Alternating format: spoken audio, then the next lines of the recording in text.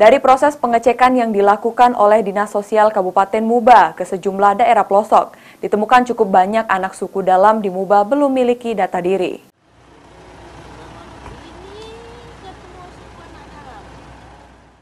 Dinas Sosial Kabupaten Muba menemukan masih banyaknya komunitas anak suku dalam yang belum memiliki data diri atau belum tercatat di Dinas Kependudukan dan Catatan Sipil. Disampaikan oleh Kepala Dinas Sosial Kabupaten Muba, Ardiansa, pihaknya sudah melakukan penyisian di sejumlah daerah di wilayah Musi Banyuasin untuk mendata dan memberikan bantuan sosial. Wilayah yang disisir yaitu di Kecamatan Bayu Lincir dan Kecamatan Batanghari Leko. Ada sekitar 50 kepala keluarga yang terisolasir dan memiliki kelengkapan data diri untuk mendapat bantuan sosial dari Dinas Sosial Musi Banyuasin.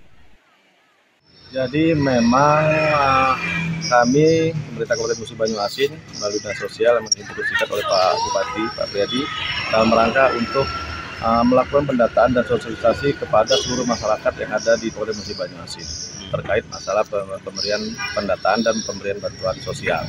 Nah, kali ini kami menyisir daerah-daerah pinggiran termasuk para komunitas adat terpencil. Kalau di Kementerian Sosial itu namanya komunitas adat terpencil, tapi kalau kita namanya suku anak dalam. Ternyata kami melakukan pendataan ini banyak sekali suku anak dalam yang belum memang tersentuh ataupun memang belum kami lakukan pendataan sebelumnya. Oleh sebab itu tahun ini kami gencar, sudah 3 tempat. Yang pertama kami lakukan di Desa Pagar Desa, Kecamatan di Pagar Desa, dan yang kedua kami lakukan di Muara Medak, di Sungai Medak, dan nanti terakhir di Sakosuban. Ada berapa jiwa sih suku anak dalam yang suku anak dalam? Kalau di Pagar Desa itu kurang lebih ada 32 kakak yang memang terisolir, ya. Dan juga di Muara Medak itu kurang lebih ada 18 kakak.